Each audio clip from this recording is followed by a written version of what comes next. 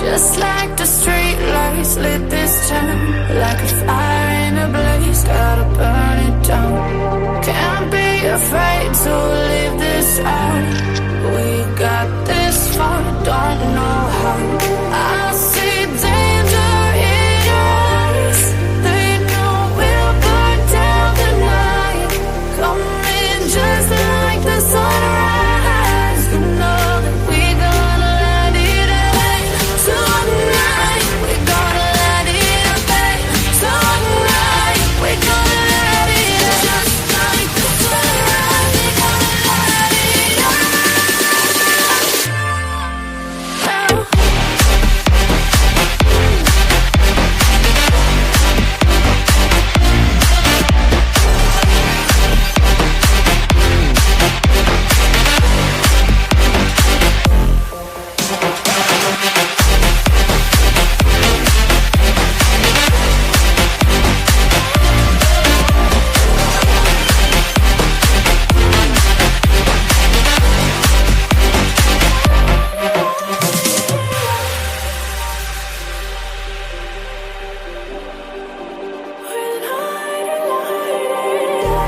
Just like a spark that's breaking out.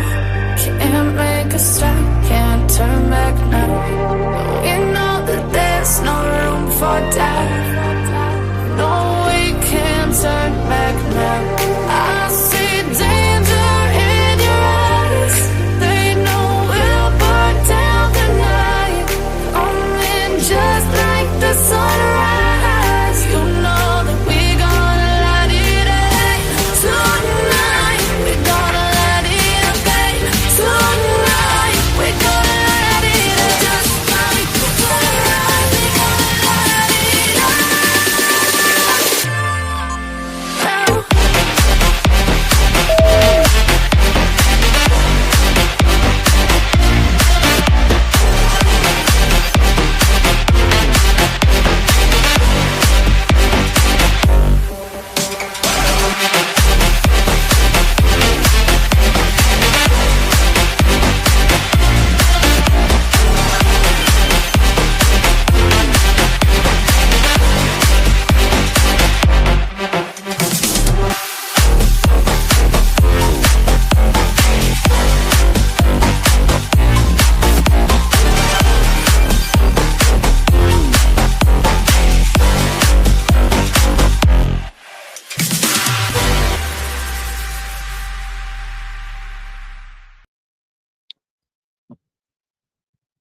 Hey guys, and welcome into tonight's live. Hopefully you guys are having a great start to your week. It is Monday, May the 5th.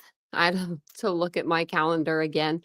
But if you are new to the channel, welcome in. If you're not new to the channel, welcome back. Thank you guys for joining me for another live. Vincent just took the dogs out, so they may come to the door and one in. So I may have to get up and get them, but hopefully not. Hopefully they'll just kind of stay out there with him. But hopefully, you guys are, like I said, having a great start to your week. Let's go through the chat and we'll see who's kind of here, and then we'll start from there. We'll start from there.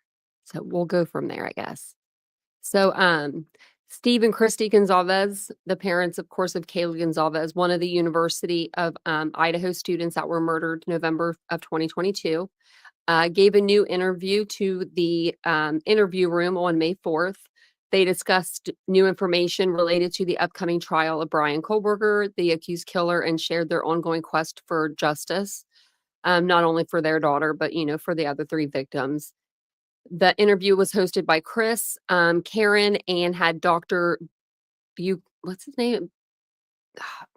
Bucato, something like that. But they touched on the emotional journey and the case development. So that's what we're going to watch tonight. And if anyone wants to come up on panel, you're more than welcome to kind of just come up and hang out and watch the interview. If you see something you want me to pause it, I can always pause it and go back.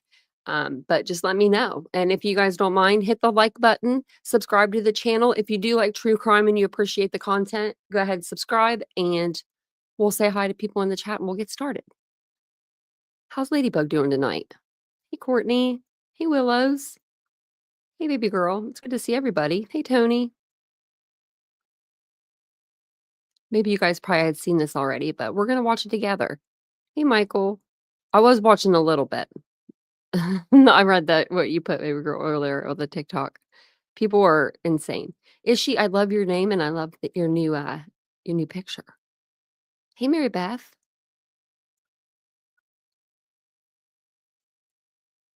Oh, you haven't seen it? It's. I was about to cry during parts of it. Oh, I need to look at my emails. I'm gonna look at them tomorrow. I promise. I put it down on my list of things to do. I was like, I haven't checked my emails in forever.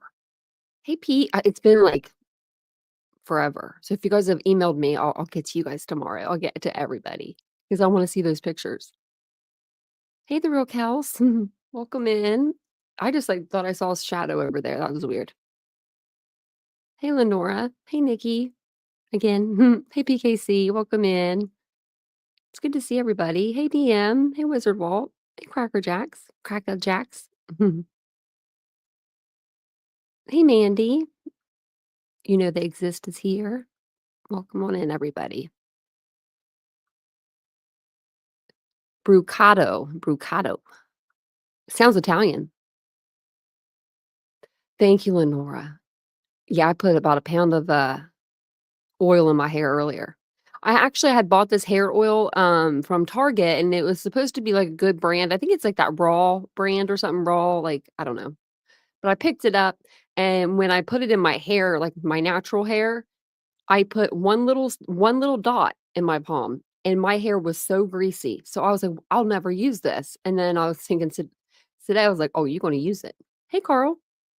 So I think it helped my hair a lot. So if you guys are ever needing to make your hair feel healthier, put some hair oil in it, sit there for a little while, then take a shower. You haven't seen this, the real cows?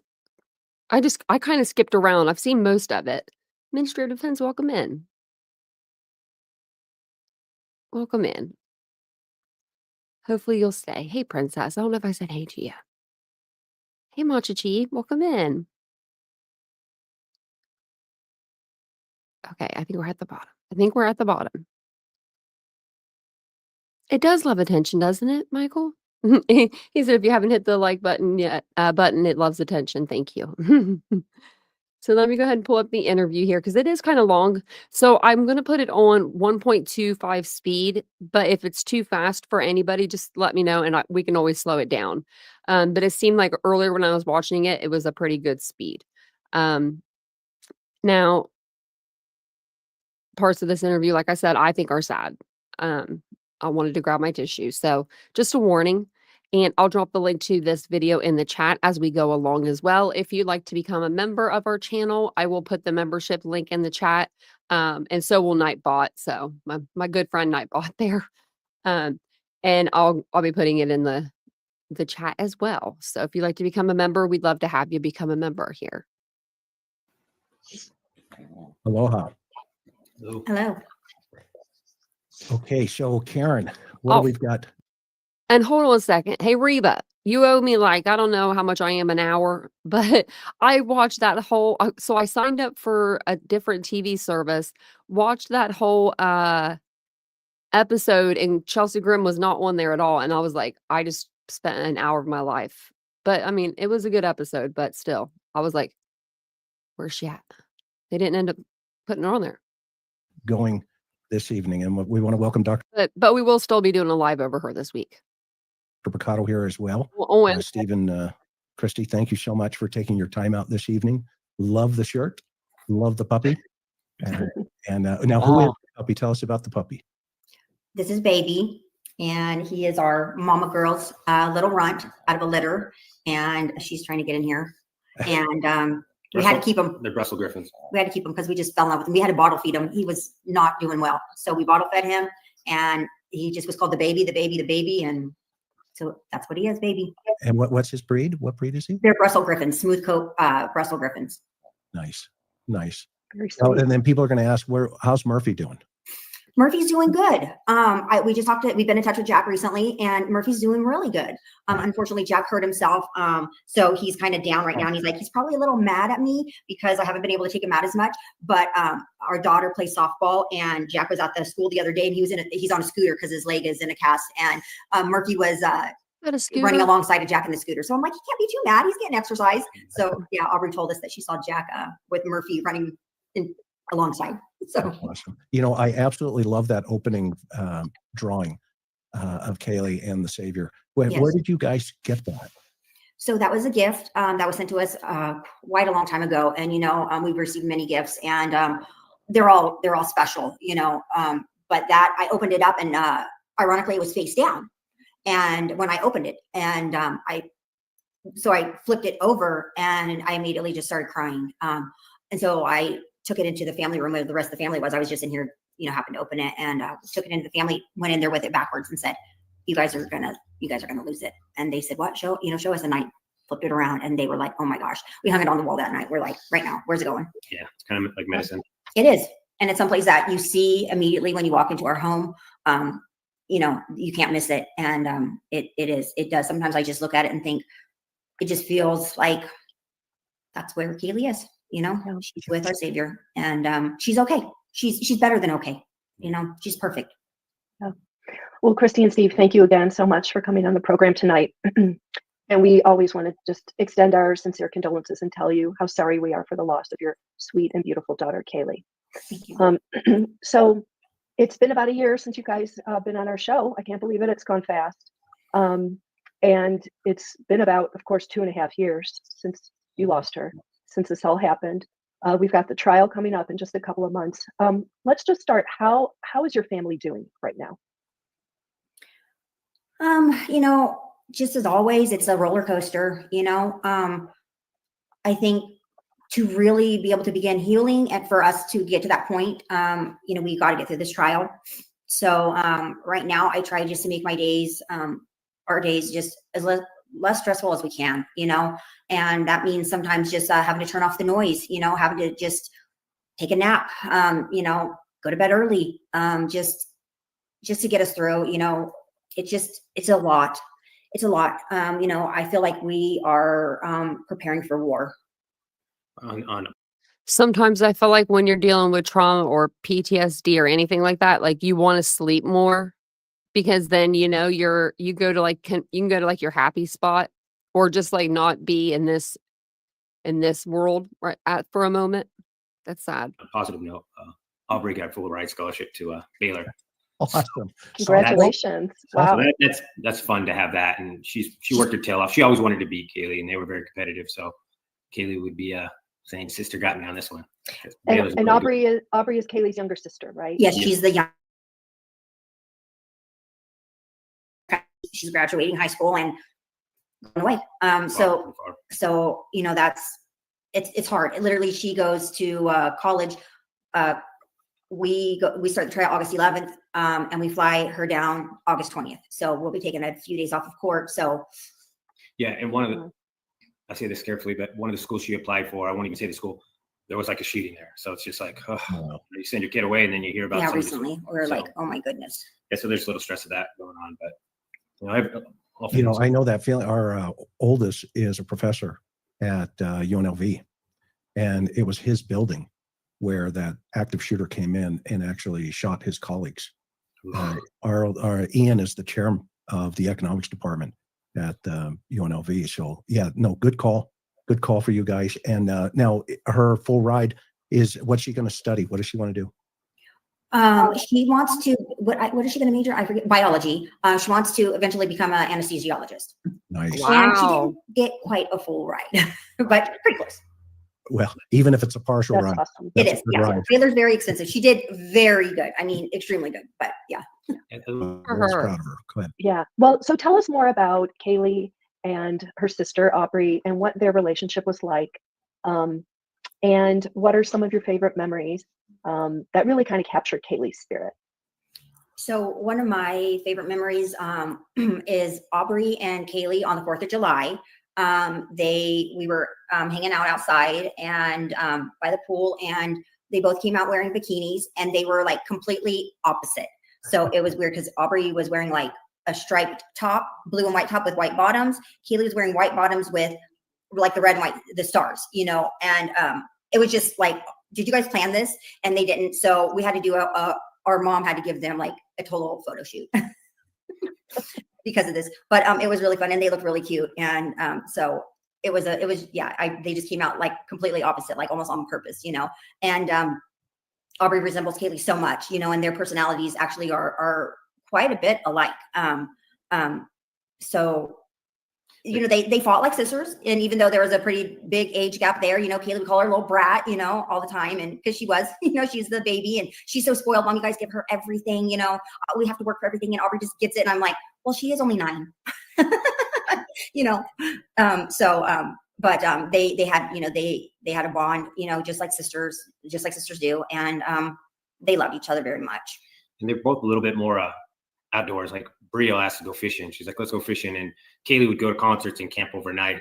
So they enjoy the outdoors. And that's a little bit more something unique about them, where I don't know if Autumn would really do that. I don't know if Autumn would go camping or fishing. And Olivia's not big on the outdoors either. So, they got their own unique styles.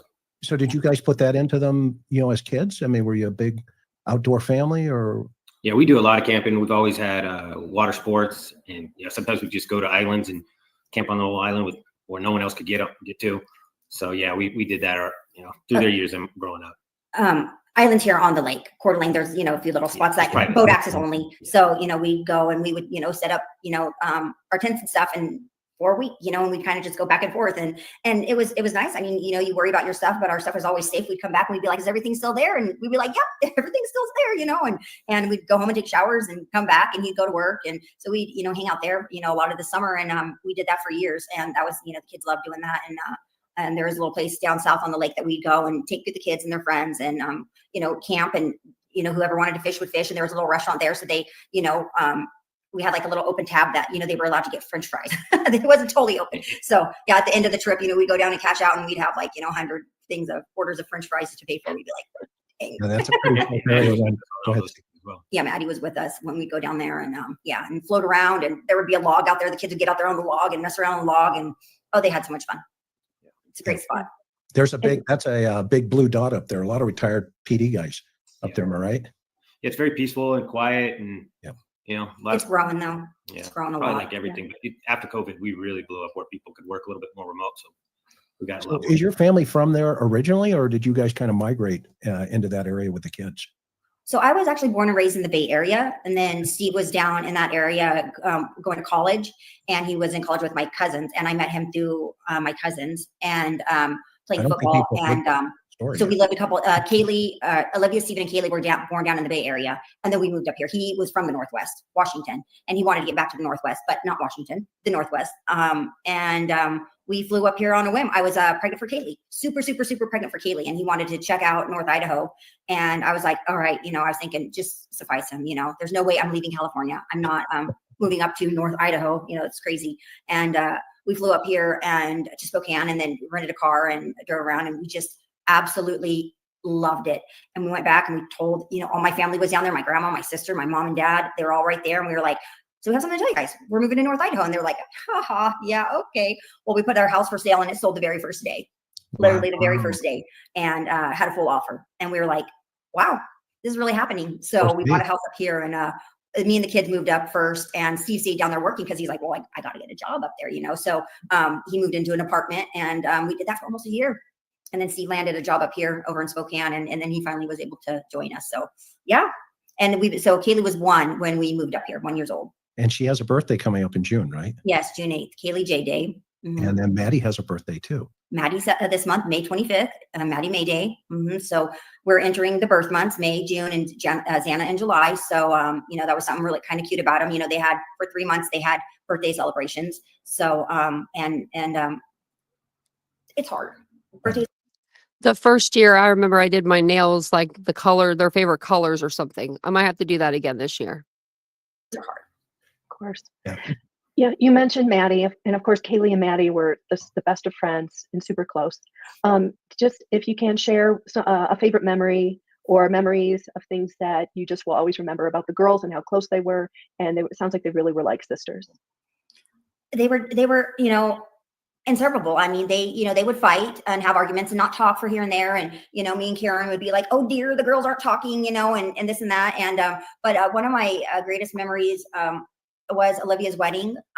Before the wedding, the girls had a big, so Olivia got married in August, and the girls had a big falling out 4th of July over some differences in plans and whatnot. And they had a big falling out and they were not talking. So they were all bridesmaids in the wedding. And, you know, as we're getting closer to this wedding, you know, usually fight would last a week, you know, so 2 weeks was a lot, 3 weeks was more. Now we're at like 4 weeks, you know, and I'm like, okay, we've got a problem. Like, you know, you guys got to get over this. And so I start, usually I'm just working on Kaylee, like Kaylee got to stop this and that. And she's like, absolutely not. Nope. She's not coming to the wedding, this and that. And we're just like, Kaylee, she's, you know, this is your sister's wedding and she's one of the bridesmaids. Well, I don't know what to say. And then so I started messaging Maddie and was like, Maddie, you guys got to figure this out. And she's just like, well, what do you want me to do? And I'm like, just come over tonight. Just come over. Just walk in and just grab her and hug her. And she said, I'm afraid she's going to punch me in the face.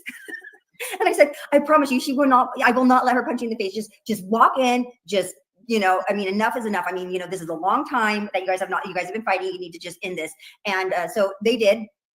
And, you know, like, it was literally like in the week of time. So, you know, it was like two days before we were flying down to have this wedding for Olivia. And that wedding went off without a hitch. You wouldn't even known. I mean, they were just laughing the whole time, taking pictures the whole time. And boyfriends went, Jack and Jake went.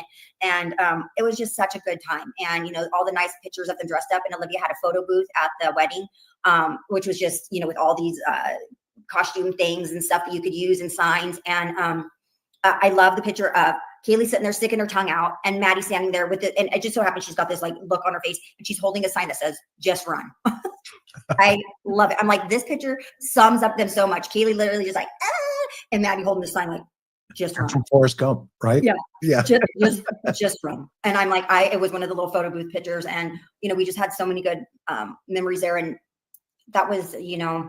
When did they first bond as little girls? I mean, immediately they were in sixth grade, and it was immediate. Kaylee came, and that was a new school. That was a new school for Kaylee because they had got out of elementary school and in 5th grade. So 6th grade was a new school for her.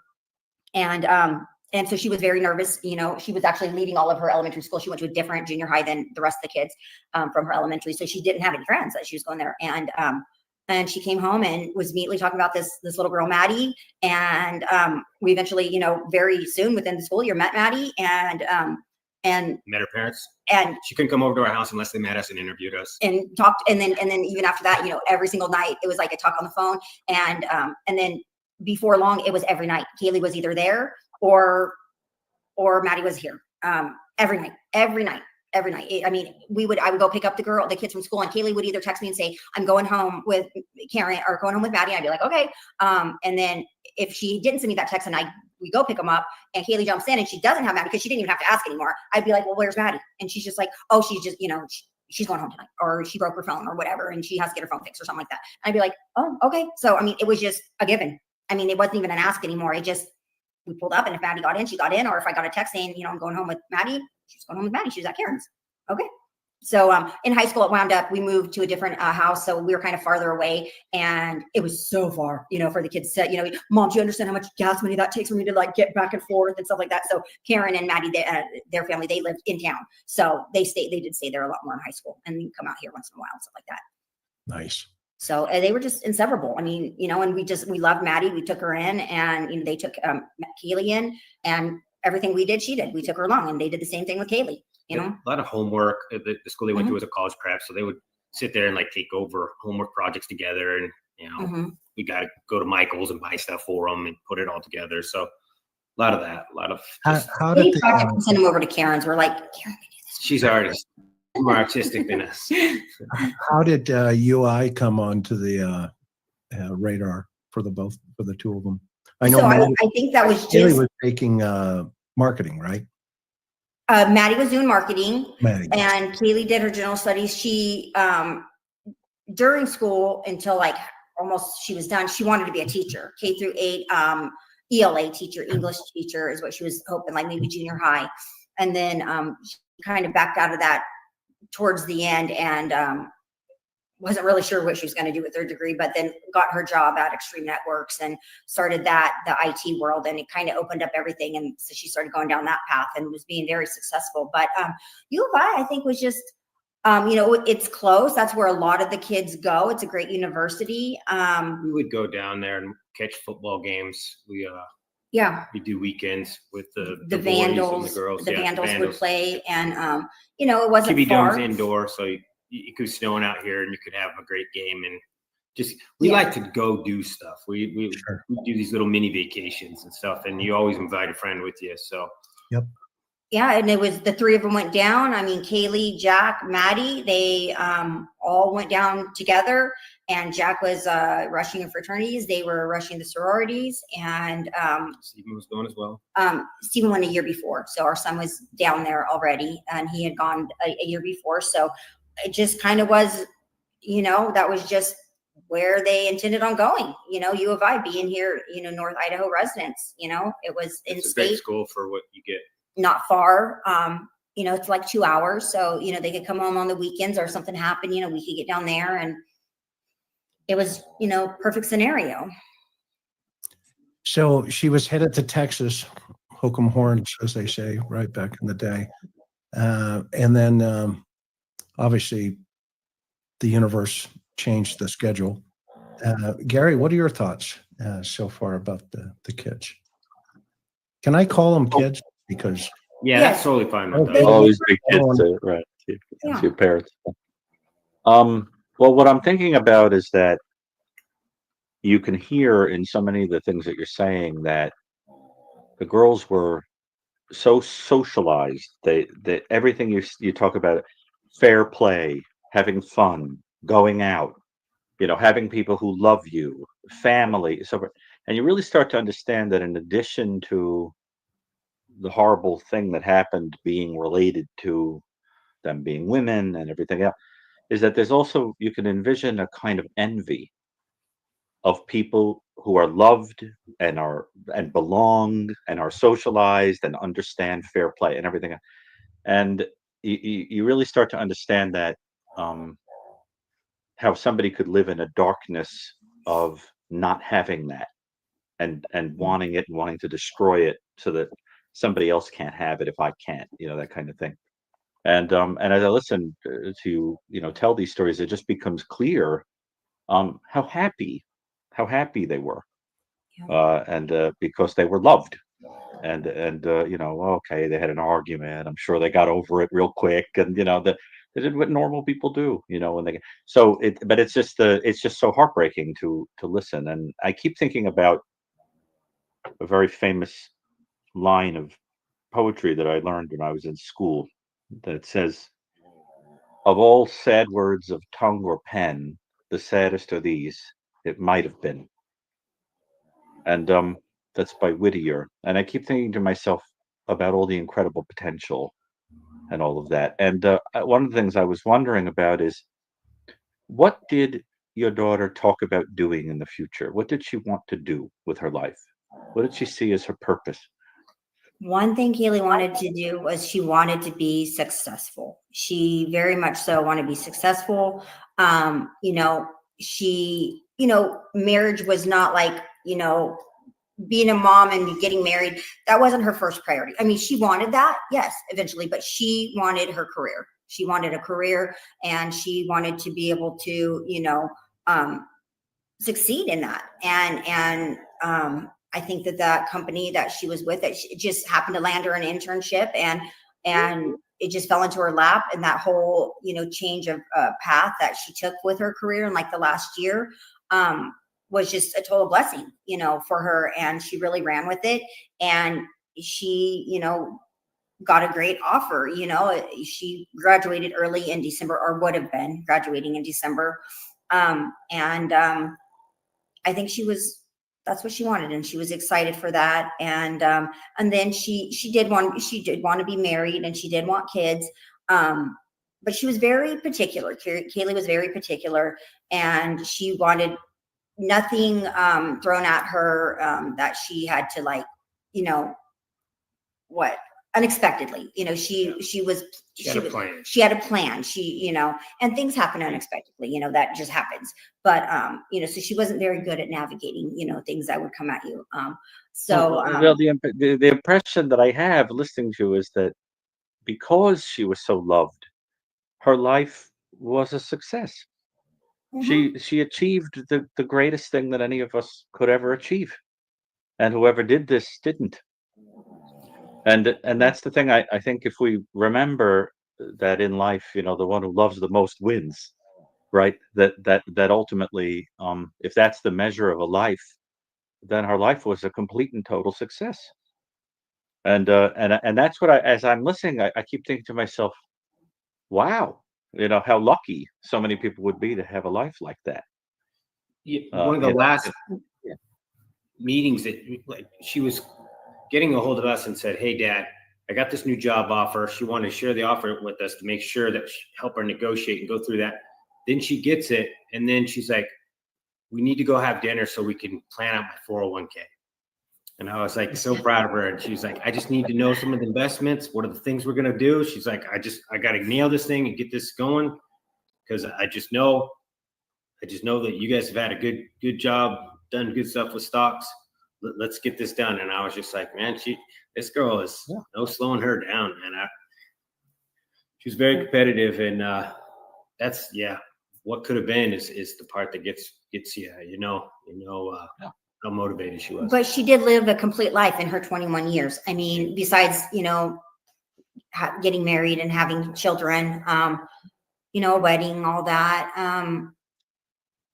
She did live a very full life. She traveled, she had a best friend that, just a lot of people aren't even blessed with that, just to have, they've had best friends, here and there and so, throughout the years, but to have one for so long, you can't mess that up. even your family loves. I mean, like I said, she was, in Olivia's wedding, one of the bridesmaids, and Olivia said, my sisters are my bridesmaids. That's who her bridesmaids were, so even to have, her siblings, love Maddie so much. So she did. And I think about that a lot, and I try to find peace in that she, that she's not missing out. We're missing out on her. But That's she's true. doing better than all of us right now. Yeah. I think she's very proud of you. Yeah. I have to tell you that whenever we do these shows and we speak to family members of people who have been affected by violent crime, I get a lot of messages, and I know Chris and Karen do too, from people who say, you might as well have been talking about me. I was affected by something too, and it brought tears to my eyes, and it renewed my faith, and it made me, in other words, in doing this, in talking about this and keeping her memory alive and speaking to an audience like this, she's touching thousands of lives. Mm-hmm. The reality is that what she's doing is through you is lending a dignity and a face to people that, we all know the name of the offender and we couldn't name the victim. Well, this is a way of saying, no way. No, this is about her. Who cares about this nobody? And I think that's how she'll do her work. The reality is that now her school. I believe that. I believe that actually. You know how we get really caught up with when they catch the murderer, and we do normally talk a lot more about who committed the crime because they're the one that's going on trial and all that. And a lot of people forget the victims. Like, I mean, they just kind of forget to talk about them, right? And they almost forget their names. But in this case, I feel like everybody knows Xander Kernodle, Ethan Chapin, Kaylee Goncalves, Madison Mogan. Like, that's something I feel like if you've been watching this case since the beginning, the victims, Brian Koberger, of course, whatever, but the victims' names, and a lot of cases, the victims are kind of put on the back burner because, we do start worrying more about, the trial and the perpetrator and that kind of stuff. And it's sad. Hope has changed. So this is a good episode. Now she can affect the whole world. And I think in a lot of ways she will. I mean, Chris, Karen, you know what I mean, right? Yeah. Well, we've seen it. Yeah. Kristi and Steve, I wanted to ask, you guys have spoken about the community support through all of this. And I'm just wondering what some of those gestures or moments that others have, put their arms around you and your family? What some of the things are that you that have meant the most to you as far as that? So just like within our community, because we have felt, the love across the world. I mean, we get letters. We get letters from other murder victims, parents, or from Australia, from, just other states and whatnot. But locally here, we have people that I'll just open the front door and there's a big pot of flowers, like, oh my gosh, here's flowers. That was obviously dropped off locally. It wasn't a delivery. It was, somebody planted it and put a planter on our front porch. We'll open up the door and there'll be cookies with a nice card. Obviously, if we go out, we will have people approach us. Just a couple days ago, a man approached us and came up and shook Steve's hand and just said, keep doing what you're doing, and didn't interrupt. I've had people walk up to me in Target, and say, I recognized you, can I give you a hug? And, I'm like, absolutely, and just hugs and just support. It just, I know that it's affected so many people. People try to share that burden. And I wish that we could, and I think that it is shared in a way because people do hurt over that. And if you're hurt over it, you're carrying a burden, and I know before this happened to us, I know there were cases that I read about or heard about that affected me, hurt me, would make me, cry, and just the horrific details and what happened. So I understand how those people feel as well, because I remember being on the other side. But stepping into these shoes, no one wants to do this. No one wants to step into these shoes, and the love and the prayers and the little things mean so much to us. It just, Kaylee, all the kids were very important. They're very special. And people can see that, they were just innocent kids, And to kind of counter the negativity of this, the only way you can really counter that is to embrace your community and find a way to spread more love out and to get people to understand how important these people were, give them a voice, and then let that repercussion start growing and let that movement start growing. And then you can sit back and say, okay, this happened, but can we make the most of it? Can we get to where these people remember these victims more than they remember the person who did it? And then, take it to the next step and let the community heal. And the minute we get off an airplane and fly into like Boise, we see people that, reach out to us and let us know that it matters, that a crime like this matters, and they're here and they're watching, and they care and they want to figure out how this is going to end. And the engagement of being your child's voice comes with that honor of being able to meet all these people and to know that they care about your daughter. Wow, you're very strong for, feeling that way and being able to actually, carry yourself that way. I mean, to live with that authenticity, and you can feel her spirit through both of you. And I have to, just say that I love the fact that she loved dogs and that you have a snoring dog on yes. your lap. We do. She planted that, right? I mean, just the universe is on schedule. And she's like, you know what, Mom, Dad, I'm going to, here you go. Make the best of it, figure it out. But, that is so neat. That's so neat. I mean, I think that video of her with Murph and doing his dance and yes, that's her, isn't it? Yeah. That's her, huh? We have 3 videos of her doing that with 3 different dogs. That same little, and and she did it with him, and she was sitting up in her bedroom, and she does. So that was her little thing. We have 3 different videos: Murphy, her, and Jujubee. We have videos of her doing, and I just realized that I don't know, like 2 weeks ago, and I was like, oh my gosh, that was totally Kaylee's little thing. That whole little, little dance. That's a special thing for you guys. Yeah. Very special thing. Funny that you say that, because that you brought that up, because I just recognized that recently going through videos and was like, she loved that little dance to do with dogs. They give us, Karen and I are firm believers that they give us little signals that they're okay. They're moving in the right direction, and that we have to sit here and go through this process, right, for lack of a better term. Yeah.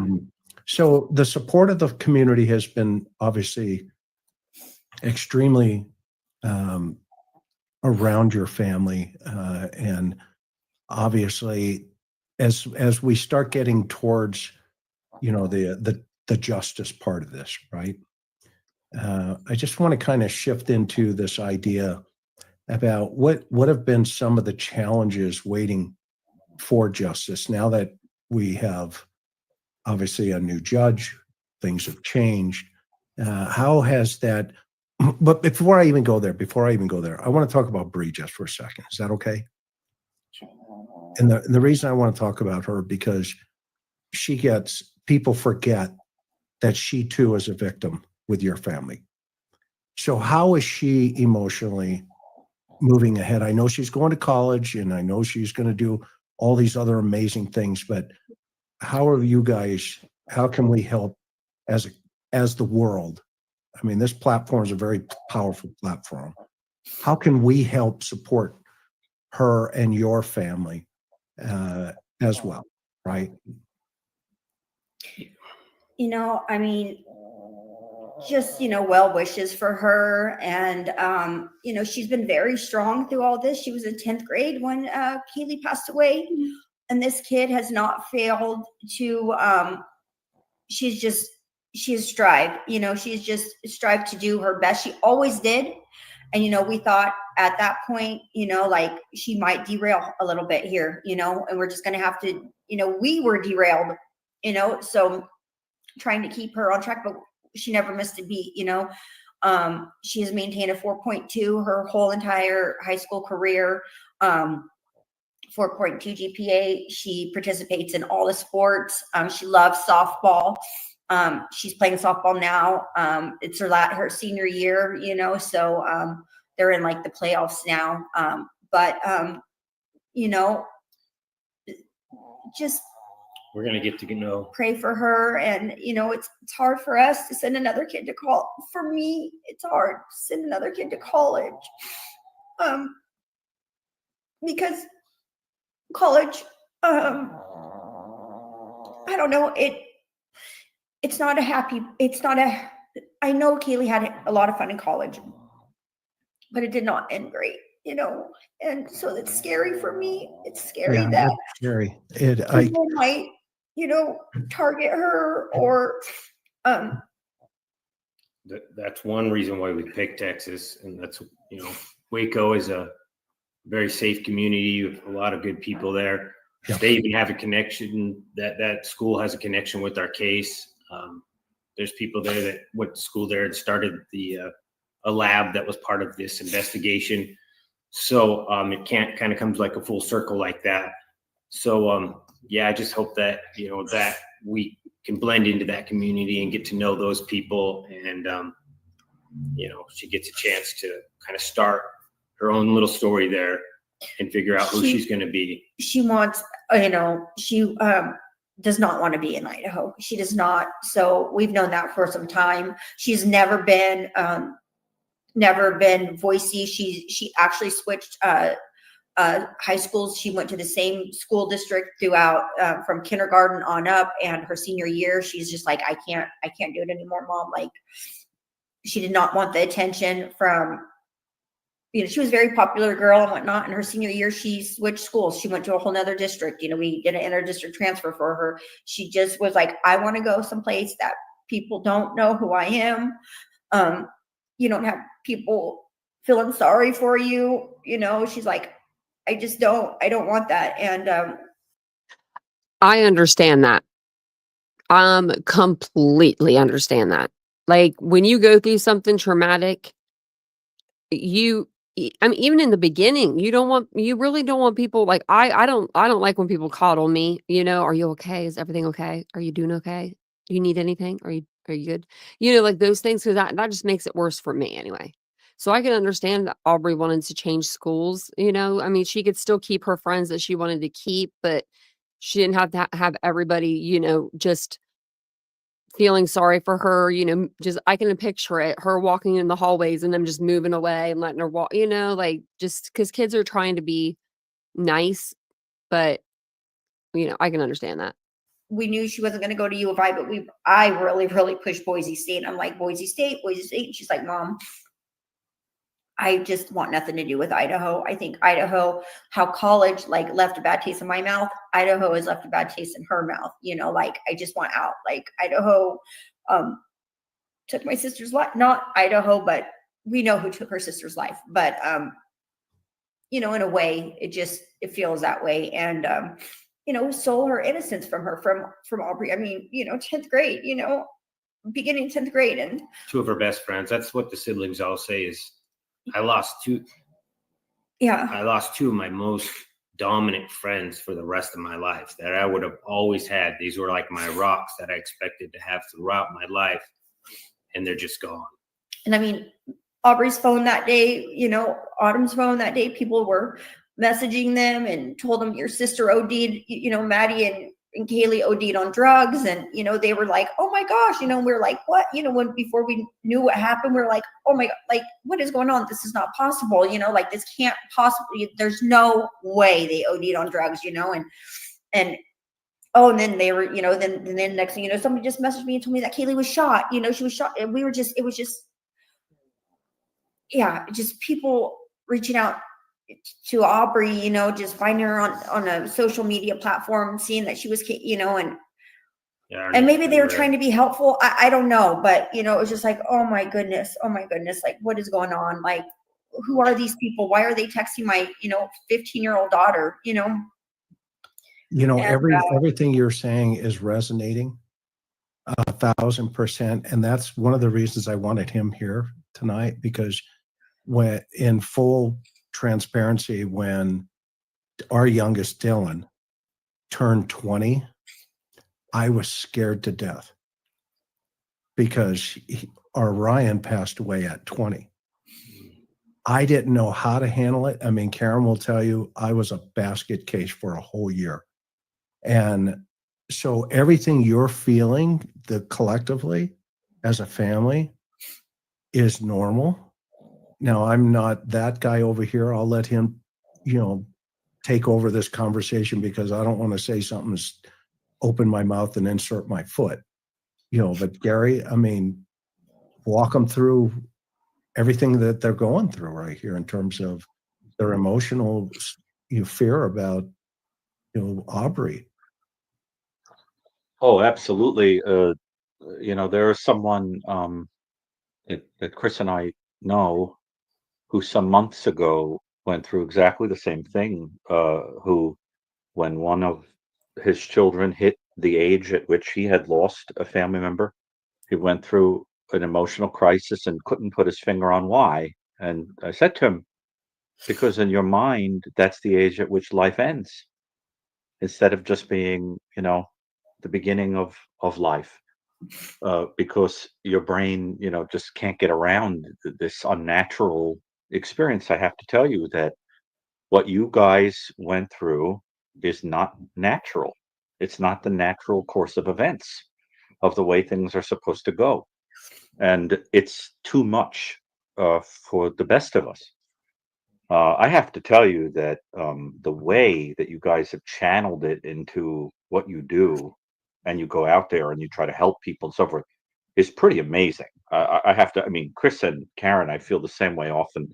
it's an extraordinary thing. I mean, it tells you everything you need to know about where your daughter's values came from, right? I mean, she didn't come out of a vacuum, right? I mean, and I just think it says so much about your character.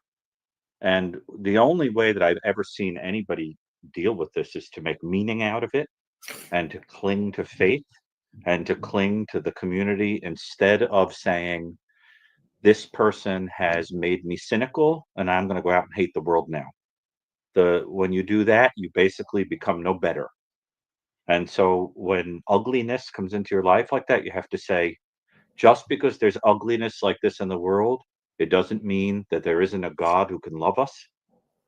Just because this ugliness can happen in the world, it doesn't mean that the whole world is terrible. It doesn't mean that I should give up on everything and close myself up. And it becomes a strange wake-up call for the rest of us about what life is about. And what's coursing through us, this life that's coursing through us and the way we're supposed to spend it. And I think you two exemplify, the goodness in people, which is exactly what makes me so pleased to see you here, is that you're in the face of ugliness and someone in the darkness who had to take happiness from other people for whatever reason. You're saying, no, we're not going to let that happen. We're going to bring goodness into the world. And I think that your daughter, wherever she is, and I think I know where she is, and so do you, I think really does feel proud of you. And I really do believe you should feel her support around you. I have got to tell you, I have talked to many people who have lost people in unimaginable ways like yourselves. And I think the ones who cling to meaning and faith are the ones who do better. They cling to that. A lot of them talk about the little things that make them feel their loved one is around. Some of them talk about dreams that they have where the person says, I'm okay. I can't be at peace unless you are. If you could see where I am now, you'd want to be here too. That kind of thing. I've had people say things like that. And when people are supporting you and they're hugging you and so forth, feel your daughter in that. Every time a stranger comes up and puts their arms around you, say, in a way that talking about things that make me think you're people of faith, I'll say, there's a very beautiful line in the book of Hebrews that says, always remember to welcome strangers, for there were times you did and welcomed angels without knowing it. And I think what a beautiful line that is in scripture. Well, you never know. You never know what signs you're getting to let you know that she's okay. But I know she's okay. It was one of the promises he gave us. Right.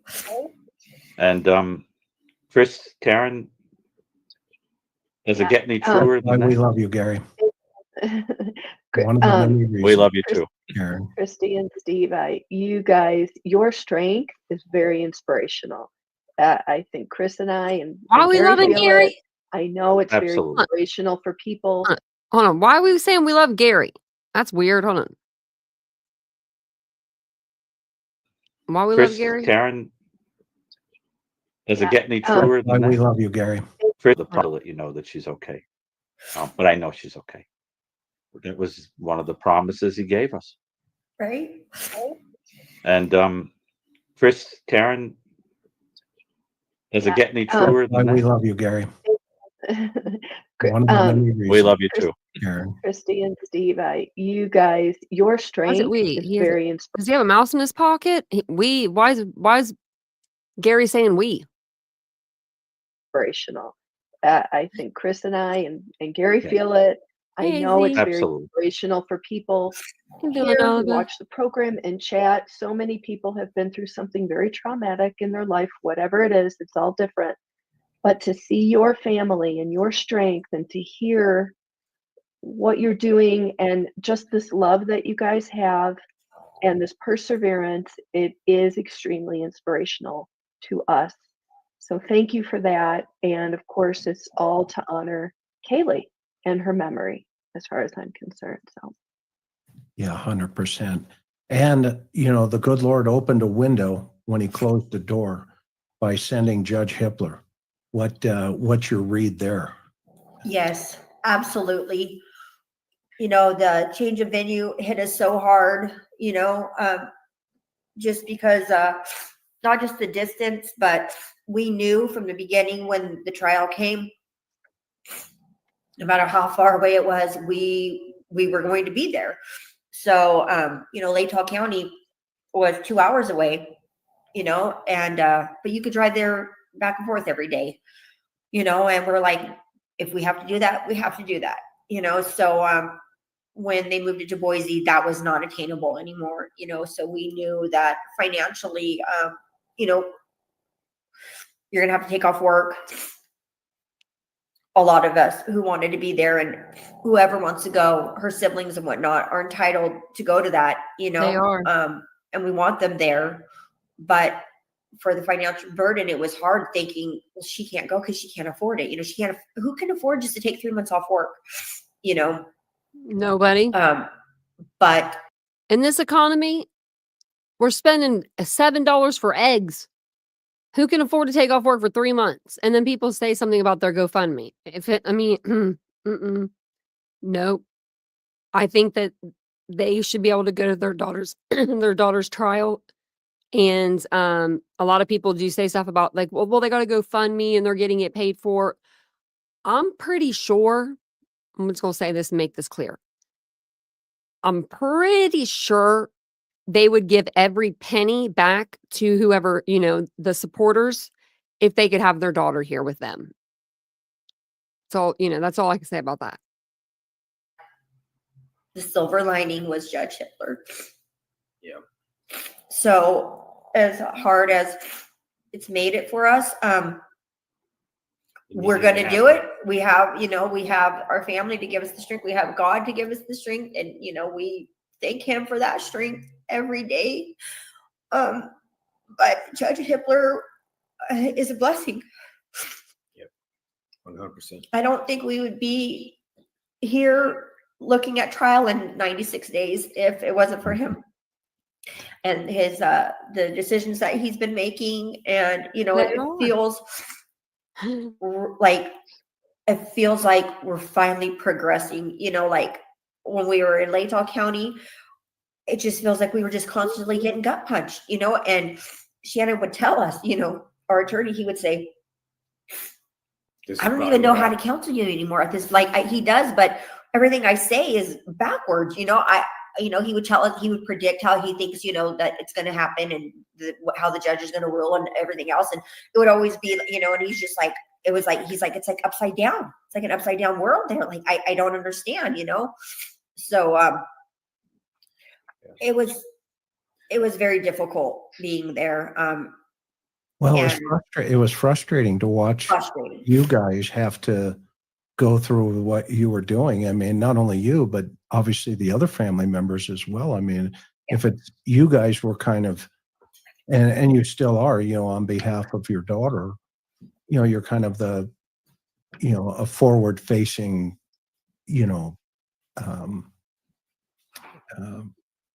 well, you they know, took the lead. They were taking the lead as far as the victims' and families go. The fact that every curveball was mitigated by the gag order, and it still is, and we know that you know, Steve, have been very diplomatic about wanting to say what you know, and you can't, and you just can't. And I think that got, I think it got misinterpreted, and it left this void on social media, on mainstream media, just everything. It left this void of people just filling in the gaps without realizing, no, those aren't the facts.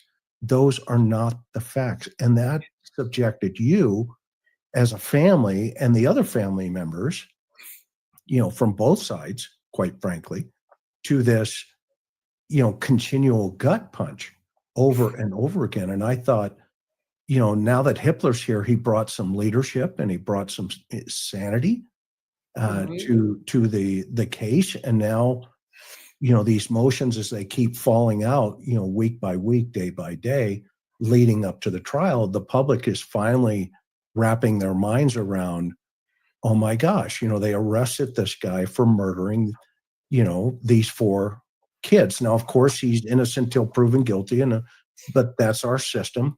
But at the same time, he's been arrested and he's incarcerated and going on trial for murdering your daughter. And, you know, what I don't want to see and what I hate seeing is this narrative shift where you guys have to constantly defend. And I have to commend you that you've ignored a lot of the garbage out there, right? And keep doing that. Keep doing that, because, you know, when it's all over and, you know, whatever the result's going to be, how have you been navigating, you know, those roads that are the social media roads, for lack of a better term? I feel like somewhere early on, I heard that, you know, basically the worst thing that you can do is just remain silent and say nothing and never tell the story of your child and never engage people, because people will only pay attention to what they're actually getting details from. If you're not willing to share your child's story, then you really can't sit back and say, well, why is nobody talking about it? Why is my story not getting any coverage? Or am I going to get justice? I felt like if it was a matter of will and effort, then it was pretty easy for me to just say, okay, I've got the will to make sure that people understand what happened here, and we got to do something. We got to, because I mean, we had almost 7 weeks of no suspect. So yeah. I was very engaged, and I wanted to make sure that we got our voices out there and let people know who these kids were.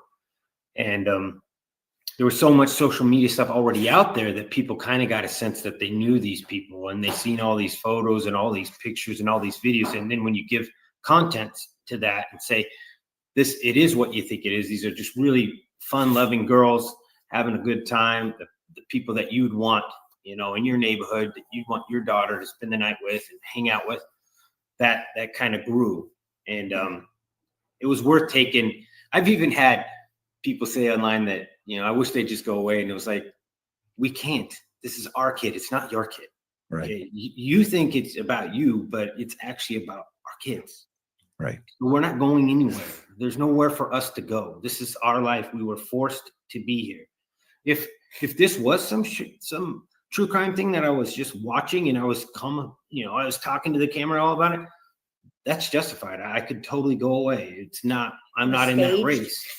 But this is my daughter, so there is no going away from this. Social media for me, I in the beginning I was like, I was just reading it all, you know. And a good friend of mine said, "Do me a favor right now and get out of all those Facebook groups, block them all now." You know, this is like before he was caught. And because I was just it was just a swirl, and I mean I was into it all, just just 24/7, you know. And she said, it's not good for you. Like, it's, you know, it's not good for anybody, you know, to be reading all that. And I got out of them, and I stayed out of them. We opened the Goncalves, or we have the Goncalves page. And so we try to keep it, you know, I try to keep it, my focus there, because it's genuinely love and support. But, you know, ever so often, you know, I'll read some YouTube comments on a video or something, you know, and it is just, it blows my mind how people can hate us. And our daughter was murdered, you know, brutally murdered, and people hate us. You know, I'm like, you know, because they think he's talking too much, and people don't understand. And I just want to scream to the top of my lungs, like, get your facts straight before you want to speak about our family in these negative ways. There is a gag order. Yes. I wonder who she's talking about. Is not gagged. We are not part of the investigation. What creator is she talking about? Because it has to be a creator, I would think, right? I mean, the way they're talking. Get your facts straight. You know, like, people think, you know, they're I talking. have a name in mind. You know, he's going to get off because they can't shut up and this and that. It's like, we're not agents of the court. We are not gagged. Our family is not gagged. We could say what we want to say. We could speak about what happened to our daughter. And it's not easy. It's not easy, you know, to give details of what happened to her. We don't deserve them, and we don't really. Because it is private, you know. It's personal and it's private. And if they don't want to give anyone any details of what happened, I could totally understand that. But sometimes in this case, you know, you're like, we got to tell people, like, we need to let people know, like, what this person did, you know.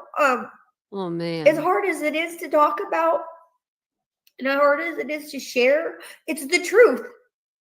You know, this person is not right. This person that went in there and did this, it's bad. It's bad. It's bad. It's evil. It's evil, you know. It's straight from hell, you know. It literally is. It's your worst possible nightmare. And people hate us, you know. It's like, it just is hard, you know. And so I really hate social media. I besides our page, I just hate it. I just hate it. It's so ugly. It's just so, and people are just so misinformed.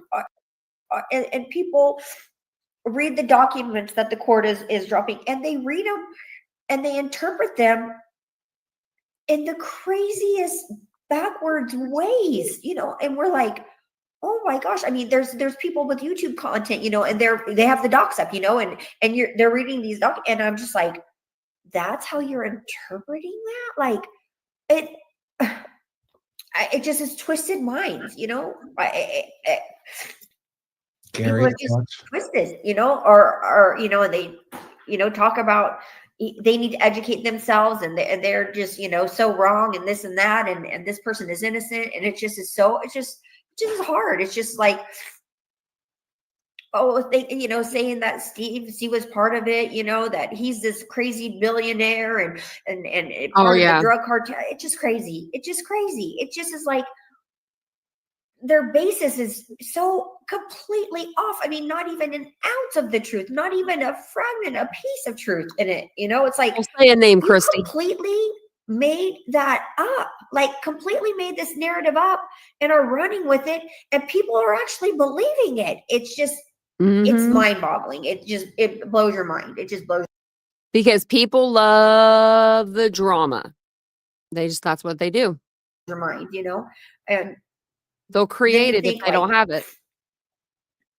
This is our family. This is our life. This is, you know, like, sometimes I tell Steve, you know, maybe we should just shut up. Maybe we should just shut up and back, you know, and he's like, absolutely not. You know, nobody will take my daughter's voice from me. It's not going to happen. No judge. He's no like, court, no investigator, nobody. So that's just not going to happen. And I get where people come from. They always feel like if you're telling the truth, you got nothing to hide. I mean, we grow up from like 3 years old here, and you know, if you're telling the truth, you got nothing to hide. Yeah. That's why I don't like a gag order, because once they say, "Whoa, they're hiding something," they don't want people talking about it. So it flips the premise, and then everyone's like, "Well, truth doesn't need to be hidden. So what's going on here?" And yeah, so. Well, in my career, I've never seen a gag order so broad. I'm going to challenge it. When it's all said and done, I will challenge this. Yeah, I think you need to go to your legislators and get the Cayley Act and make it happen. And we will support you 1,000%. Yeah, every time the defendant's in the court, how dare you say that the victim's family, the surviving victim, should be there too? So it's so one-sided now. It's like, oh, this person, we got to do everything for this one person. And it's like, there's two parties here.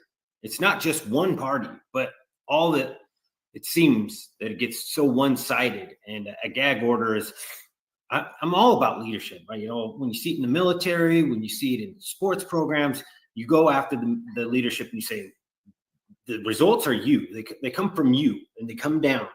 And when you get into this gag order and everyone's just sitting around pointing fingers and nobody's saying anything, it seems like such a cop out. And then the families are just stuck in the middle, and everyone's like, what do you guys know about what's going on? What's going on here? Yeah.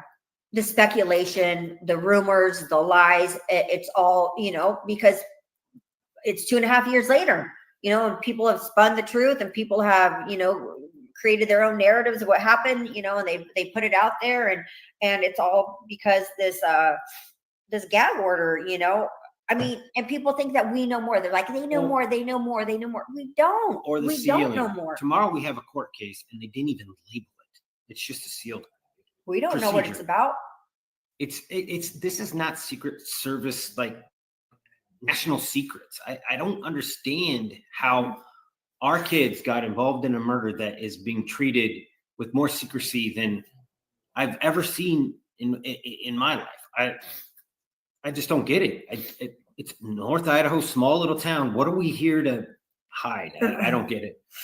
But yeah, we'll definitely push back on this because it's just ridiculous for a family to be left in the dark for 3 years. We still haven't got all the last moments of our child's life. We haven't got a laptop and tablet. And I mean, my daughter's going to college right now. I would love for her to have Kaylee's, laptop and be like, this was your sister. This got her through school. Here you go. Can't do it because it's locked up in some room sitting there collecting dust. Yeah. So. Well, Dr. Mercado and I have talked about this. Do you guys remember how they explained how they got their children's stuff back? Because I think this is pretty important, and I don't think that this was talked about enough. But they were, they collected the stuff that they could. We saw them, the cops, Ellie, moving the stuff out of the house. Well, they ended up taking all of that stuff to a warehouse, which we were aware that they were going to take it somewhere and store it. But the Goncalves, sorry, I'm losing my voice. The Goncalves has said that when they went there, they had to wear these like helmets with a light on it because there was not even any electricity in this building. And all of the things that were in there, so some of Kaylee's stuff was mixed with Dylan's things, they could tell that wasn't their daughter's. And so they said it was really hard to even pick up her stuff because they didn't know exactly what was hers and they didn't want to take someone else's, stuff. I can't believe that they didn't have the lights on for them, have that stuff put somewhere nice, like in a conference room, that's pretty dirty. This extensively. And, it's interesting. We're in a time in the world today where your case is, a perfect example of you're already living in an F5 tornado on the ground, destroying everything around you. I mean, your life comes to a stop. Everything stops. I mean, and Kristi, you mentioned it earlier, and it resonated with all of us here, the wedding, all the birthdays. I mean, she's got another birthday, but she will always be 21 forever. I mean, our Ryan is always 20 forever from this point forward. And then you guys have to deal with this other F5 coming at you of people saying, take shelter. You have every right to have been feeling the way you've been feeling. Absolutely. You have every right to continue to express yourself. Personally, because you and I have talked behind the scenes, I think you've been very restrained, which is a good thing for your daughter because you are her voice. And that voice will be heard very loud and clear. It's coming. And I commend you as a family that you have really held back, but at the same time, been keeping her voice out there. And I agree with you. The sunshine laws there in Idaho need to be looked at extensively because you have other cases on the East Coast, that there's an explosion of information and that person is still going to get a fair trial. Okay? And I think that's all these other things happen. I mean, Gary, am I off base here? What say you? As he turns his mic on. Why did he turn his mic off? Sorry.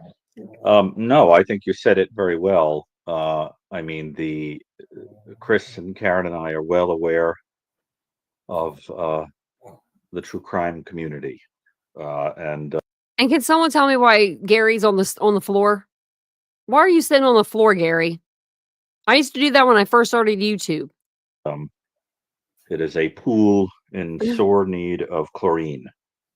It is a mixture of people who are well-meaning, people who want to be very close to the story because they over-identify and get caught up, people who are malignant, people who are not particularly bright and connect dots in weird ways, people who I think are unwell. There is that.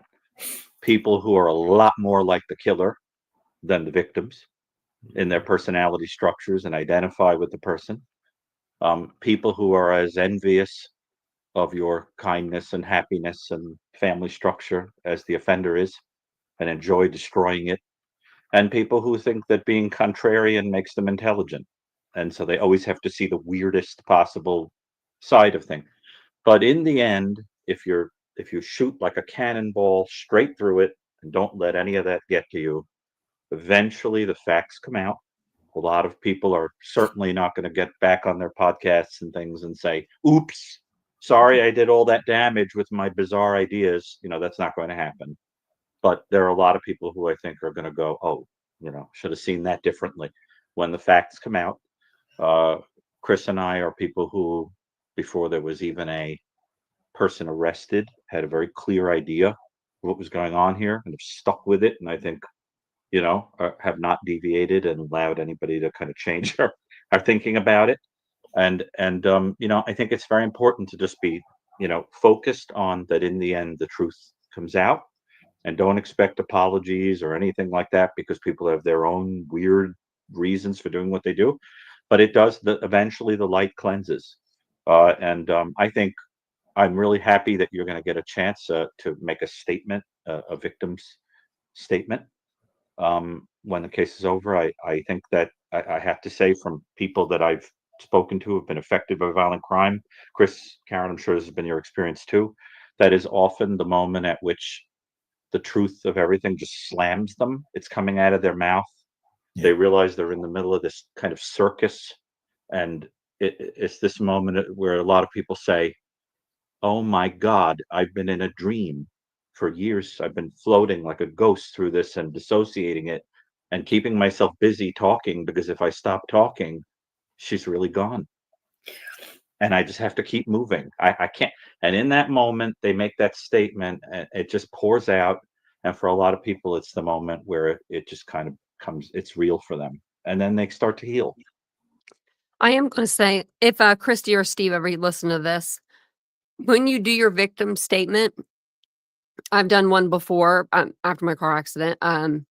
And I wish I would have said a lot more. So when you're writing your impact statement down, make sure you write it like way before trial's over and that you start on it. And that way you can add to it, because you're going to want to add to it before you get there. Like, I wish I would have added to mine. I wrote mine out like months before, and then I just didn't look at it again, and I should have. Maybe I should say it now, what I wanted to say. And because whatever you do, use my channel. You know what I'm saying, Chris? It's like at that moment, and then finally, because the trial is over and there's whatever justice is, quote unquote, when it's all over, that's when you can start to say, now it's okay to put this here and look forward. But people, you can't listen to people who are upset that you want to talk about it. I mean, they haven't been there. They haven't been there. I'm sorry, but you have to judge people right when you're judging them. Until you've walked in their shoes, you have no right to judge. So don't listen to that. And I think you just do what you have to do. And but believe it or not, 90 some odd days is going to come very quickly, very quickly. And I have to tell you, I've talked to a lot of people who can't even bring themselves to go to the courtroom. I wonder if you grappled with it. I mean, did you have doubts about whether you're even able to go and look at this and listen to this and see whatever they're going to show and look at the accused? I mean, it's going to be complicated. Yeah, no, we've never, it's always just, we're going to be there. Now, we've already been in the courtroom with him, several times, because we've been to all the hearings that we've been allowed to go to. I think we maybe missed one or two. So we have, Wow. but I know trial is going to be different, and we won't be there for all of it because, We got to go to college for Bree. We want to take Aubrey to college, but for days after starts. But there's going to be some things that I don't want to hear. I cannot. Of course. I mean, up to this point, I've already heard things that I can't unhear, and I wish I didn't hear them. I wish I'd never heard them. I wish that there were, and I don't want to see something that I can't unsee, and that just blurs my last images of Kaylee. Yeah. And so I hope nothing comes at us, all of willy-nilly, I hope that there'll be warning for that and stuff like that.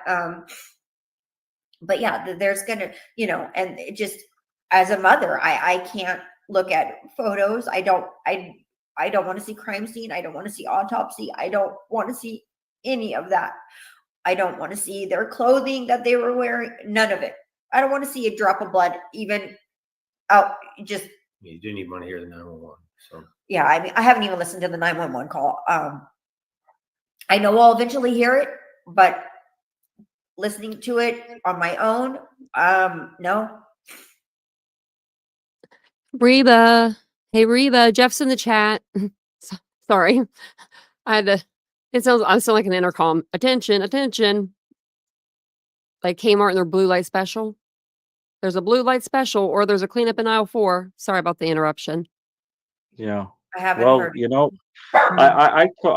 I'm not gonna say what infamous crime I'm talking about, but I heard a story about a mother who was affected by a crime, that's very prominent, very known, this has not been talked about in public, so I won't say, of course, who it is. And the a tabloid magazine published a crime scene photo that had leaked. And this parent drove up and down the hundreds and hundreds of miles of their state and bought every single copy that they could get their hands on of I remember the that magazine. And they're still stacked up to the rafters in the attic. And the question becomes, why? Because every copy that was taken off the rack was one less indignity toward their child. People don't get this stuff. They don't get it because it's otherworldly. And I think part of the reason all the really weird stories one more that like you're to hearing about 100. come out is because, if there's anything I could tell you, even we discussed this in my book that I did with Michael Stone, is that when an offense happens, the average person wants to come up with a storyline that has a human tone to it, because we don't understand things like a crime that happened because somebody just had a fantasy. Yeah. And that's it.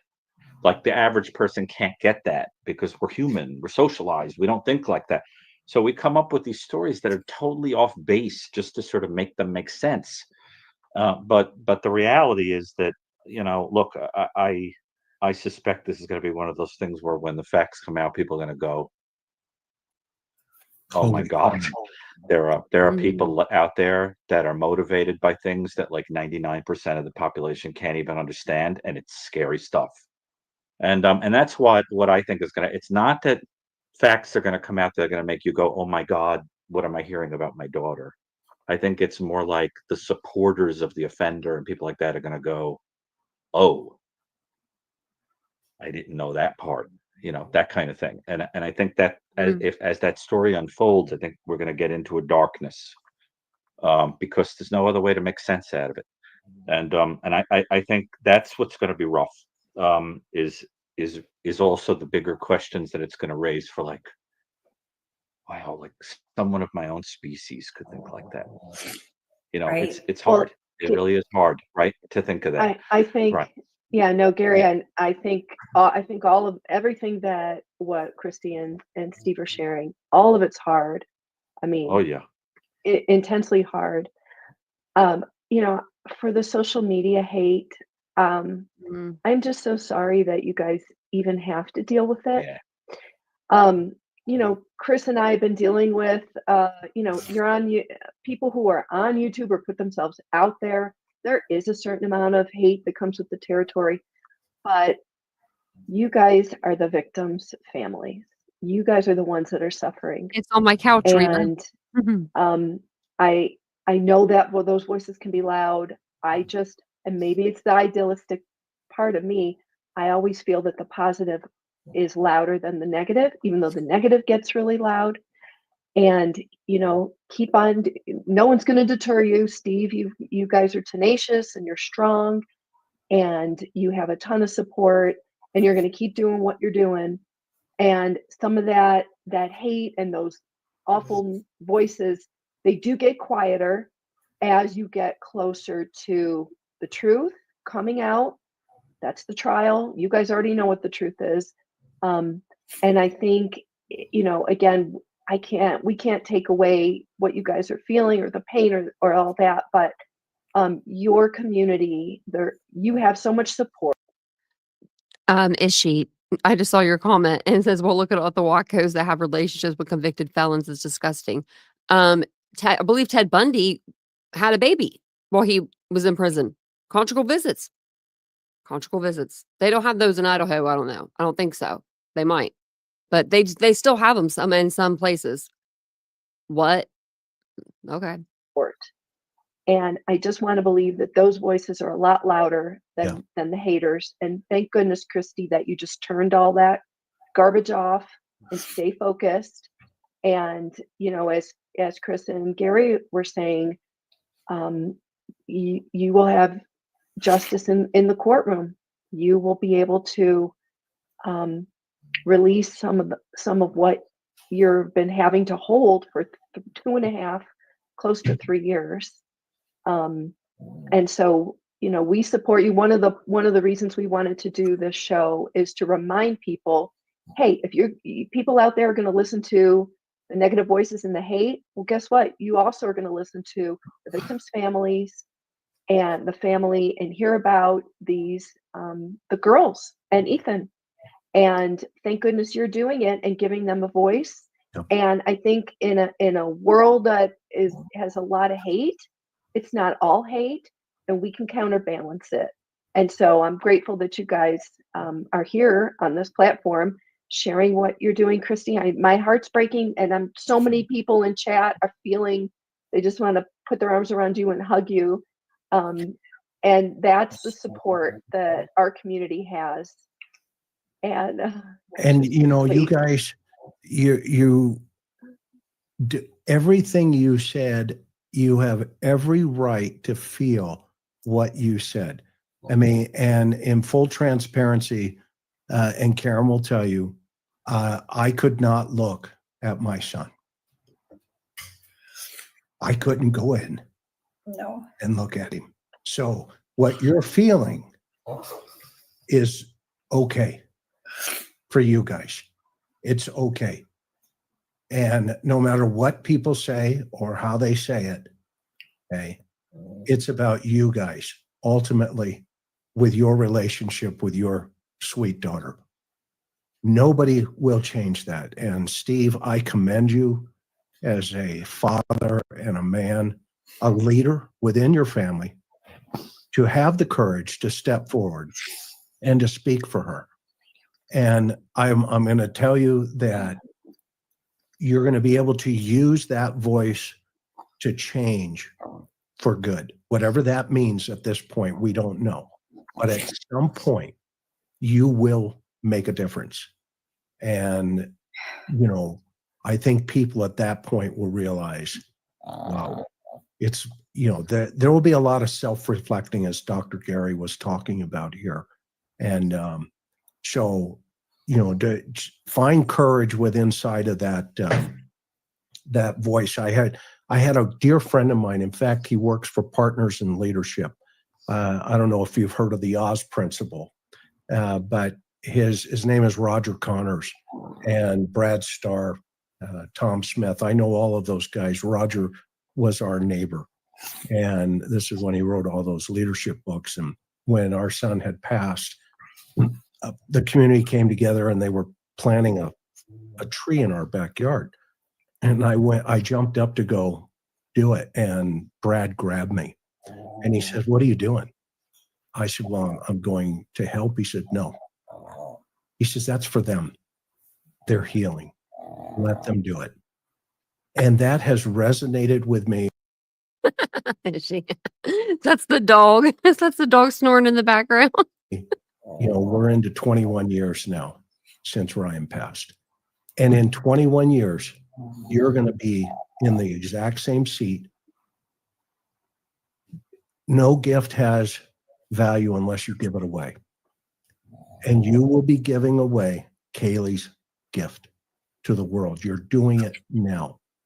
Now, the hardest part is going to be coming, which you're already preparing for with the trial.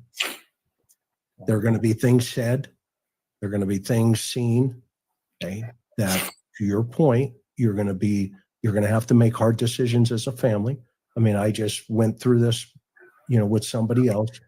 And I told them, like I'm going to share with you, you make that decision for you.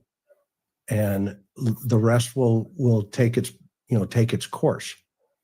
And that's going to be a difficult task, but you're going to get through it. I know you will. I can see it in your family's dynamics as well as, your leadership, Steve. I mean, that's a great thing for your daughter. And I think the court will recognize that. This Judge Hippler, he's no nonsense. He is no nonsense. And so I want to know how the community can help continue to support you guys, as you continue to go through this next 90 days, like, as we're getting closer and closer, and then the trial is going to go rapidly. I mean, it's going to seem like it's going to drag on, but, once the experts are out of the way and everybody realizes, okay, this is a done deal, then it's going to go quick. And just remember, the defense's job, okay, is to get reaction. That's their job. I've had many courts or many judges say, and I've even been admonished in trial one time for smiling, believe it or not. And that backfired on the defendant, quite frankly, because they voir dired the jury, and the jury says, "Well, that guy over there's been staring at our women here on the jury box." And anyway, they booted that guy and they put an alternate in, but it didn't go the way the defense wanted it. And you guys are seeing, I'm seeing anyway, some very solid information being presented in these motions, that there is going to be, some positive results coming. And so what do you want people to know about how they can help support your family? And then I want to give you the last word here about Kaylee. And I'm going to step out. Gary, do you want to say anything else? No, I really just want to say that I think it's very beautiful that the offender's name wasn't used once in the entire episode, and your daughter's name and the names of the other victims was used many times. And I think that sort of level sets what matters here.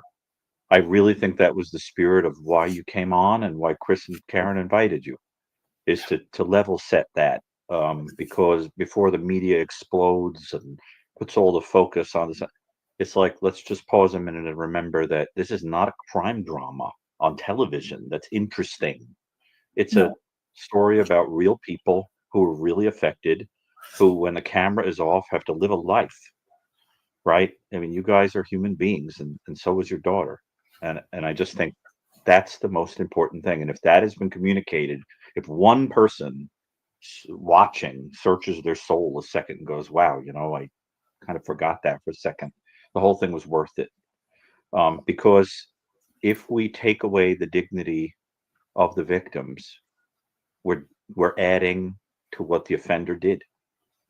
Yep. That's the person's whole point. is that they see you, that you're not a human, you're not a person. And the only way to combat that is to say, yes, they are. Yes, they Well are. Well said. Right. Gary. And so that's the most important thing. And I think it's beautiful that all of you are doing what you're doing. And like victims you, Steve, generally. I married way up. So, Karen, any final thoughts, hon, before we step out here and allow Steve and Kristi?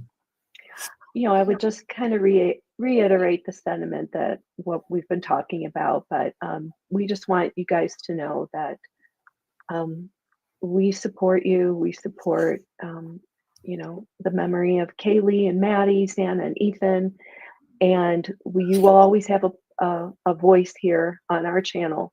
Chris and I started this channel in large part, to allow victim families to be able to talk about their loved ones that were taken.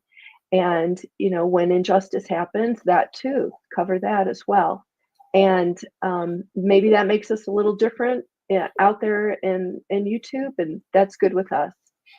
We've lived a lot of life. We've have a lot of professional experience and personal experience, and we just, we love you guys, Kristi and Steve and your family, and we just always want to remember your daughter and the other three, and we're confident justice will be served, and we're going to be on the sidelines cheering you guys on. Thank you. We thank you guys for your platform as well. Being able to, get some things off our chest, it feels good. Just to make people remember, like you said, Dr. Mercado, this is not a true crime series. It's not scripted. It's real. We're real people. The cameras go off, and we're still, trudging through this, and and it's hard. It's hard, and we just want to get through the trial.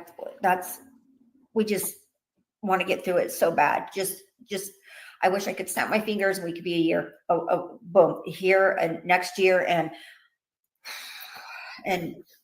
we can start healing. This open wound that just constantly gets salt poured on it, and we asked for it. We wanted the truth to start coming out. It's coming out, so I don't want to say be careful what we wish for, because we wanted it. We're like, start unsealing this stuff. We want to know. So, getting it in bits and pieces, is hard. You start feeling a little better, and then the next day, but I think it's better than just boom, boom, boom, boom, boom in trial. At least we're a little bit more prepared of the things that, are going to be coming out.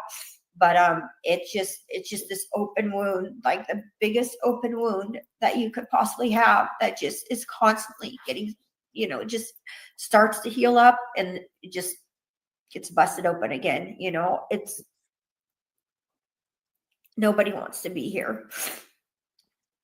It's just the hardest thing ever, and it will always be. Our lives are changed forever. Yeah.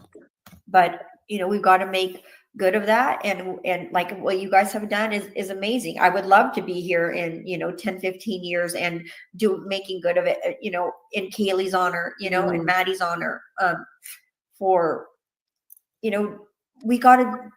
I just so badly want to do something with it, like you said, a bill. She needs to do something with, what I mean, for Kaylee's memory, and I would not be surprised if those two did not start a podcast after this. Or something, to change something, the way that this has happened, and just make a change somehow, some way, storm the doors, Well, you guys will. I can, I know it. I can feel it. And, you can't put limits on a limitless God. No. And so he's going to work through you. You're going to be instruments in his hands, and she's going to be right there in his embrace, like that beautiful picture, and change, whatever that is, will happen. And it will be because you guys have been able to teach with authenticity, and nobody can take that away from you, ever. They can say whatever they want to say, But Steve, your leadership, and Hopefully people Kristi, say stuff, your love as a mom for your family, nobody will be able to take it away from you. Mhm. And quite frankly, I think it's going to be an amazing thing to watch it unfold. It really will be. I personally believe that. Now, we have a tradition here on the interview room. We always go to Hawaii at the end of every program because as a little youngster, I lived in Hawaii for about 7 years in Kailua. Nice. And so if that's okay with you, any other final thoughts? And if when you're done, I'll just shift it off. What do you think? Perfect. Okay. You're good? You're good. Okay. Mhm. Everybody, thank you so much for being here tonight and for supporting this wonderful family. Please tell your friends, just be a little bit more kinder. And I think we can make a difference in the world. Good night, everybody. Aloha. And thank you, Steve. Thank you, Kristi. Thank you, Gary. Thank you, guys. So that was it. I was going to say something. I had something in my head, but then he was talking about Hawaii, and then that kind of went to the wayside. But Hawaii, I guess, when Kaylee went with Maddie's mom, they all went to Hawaii. I guess Kaylee came back and said it was the best place she's ever been and best vacation she ever had. So it's kind of, sweet that he does that at the end of his shows. And I did have something else to say. I don't know.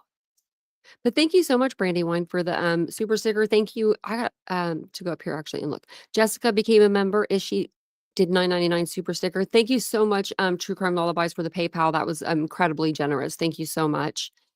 And Brandywine, you've been a member for 7 months. Look at that. Look at that. That's so awesome. I missed that. There we go. There it is. That's a long time. You got your little arm now. For after 6 months, you get like the little rainbow arm. I need to make one for a year. I do have one for a year, but it's just like a little bit of a different color, so it doesn't really like stand out. It almost looks like the 6-month one. So I want to get a new one for you guys. I've never watched his channel, I don't think, all the way through. Maybe once or twice. Maybe once or twice. But yeah, this was a really good live. Thank you, Tanya, for my blue light special announcement. You're welcome. I used to work at Dunham Sports, and I always had to get on the intercom. And I used to always, when I first started there, I was always like, I don't know, like nervous to do it. But then after, working there a year, I'd just be yelling for people to go in their sections. But thank you guys all for being here. Yeah, they're bad guy with Brian's parents. Yeah, that's what it was. Yeah, that's every case. People pick a bad guy. You have to have a villain, right? So to make a good storyline, you have to have a villain. You have to have somebody you're going after in a way, right? And so since people really can't go after Kaylee or Maddie or Xana or Ethan because they're all dead, and if somebody did, which people have, I mean, their platform should be taken from them, in my personal humble opinion. But I don't know. You can see me doing that. True crime, never thought of that. But yeah, I mean, like people just, it's crazy out there. It's crazy out there. It really is. I've been trying to like open up and like watch other like Idaho 4 content, and a lot of it is just it's wrong.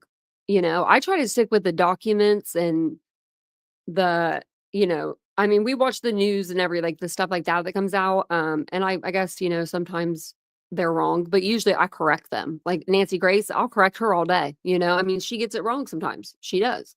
I mean, in her episode, she probably gets it wrong at least once or twice, and I will pause it and I'll say, that wasn't right. That wasn't right. Okay, I will. I'll tag Jeff in the, yeah. I'll post the blanket tomorrow.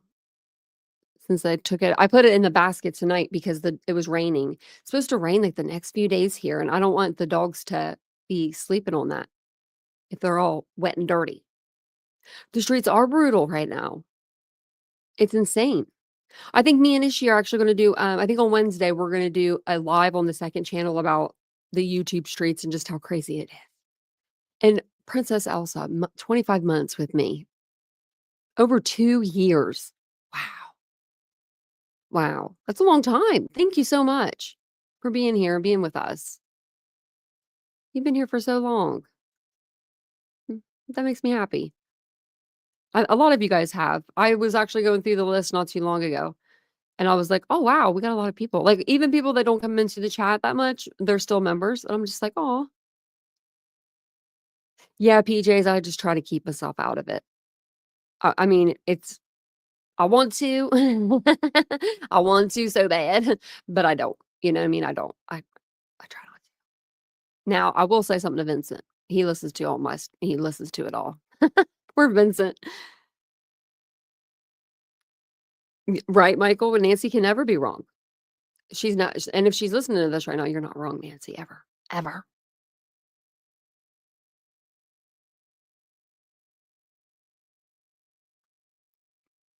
Oh, what,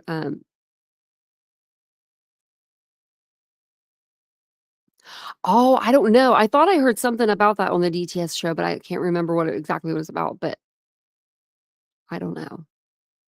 I don't think he would have had time to clean personally, but I mean, that room was so small.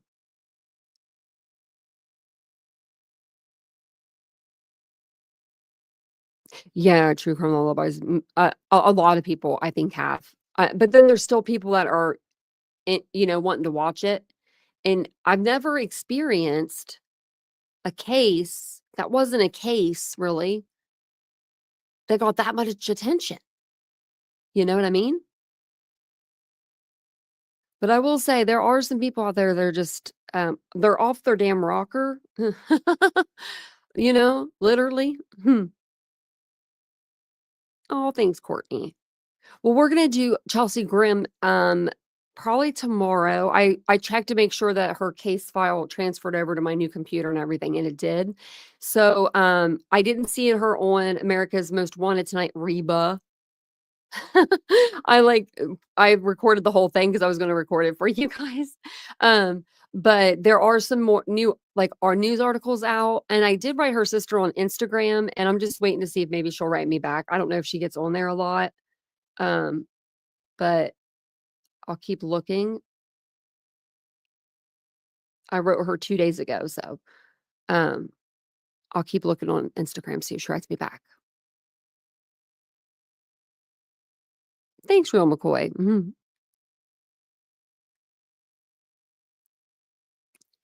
Yeah, the crimes could have been done, in 5 minutes, and he was in the house for 13, yeah. Yeah, says she. That's a good idea.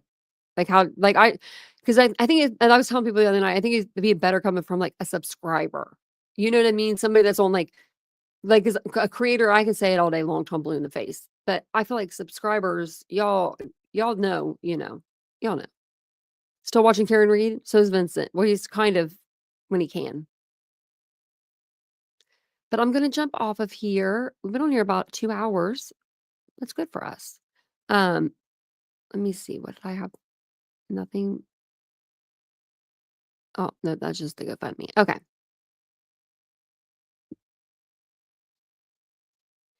Every day, True Crime Lullabies. It's every day. All day. Every day. Like, you can't get away from it.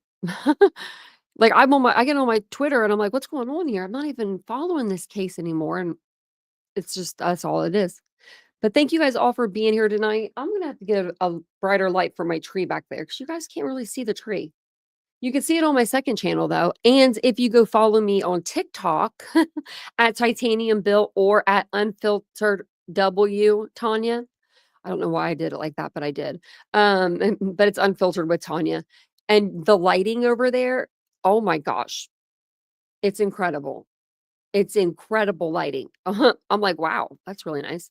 I'll be on tomorrow evening, 9:15 p.m. Eastern Standard Time to do a live. And then Wednesday, we're going to do a live over on the second channel, probably around 2 o'clock, 12, 1, something like that. I'll make sure I put something on the community tab for you guys so you guys know.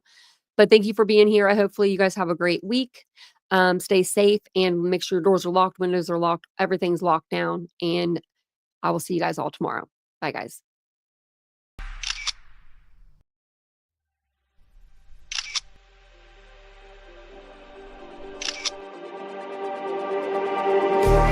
Just like the street lights lit this town, like a fire in a blaze, gotta burn it down. Can't be afraid to live this out. We got this far, don't know how. I see danger in your eyes. They know we'll burn down the night. Coming just like the sunrise. You know that we gonna let it rain. Tonight, we gonna let it rain. Tonight, we gonna let it rain. Just like the sunrise, we gonna let it rain.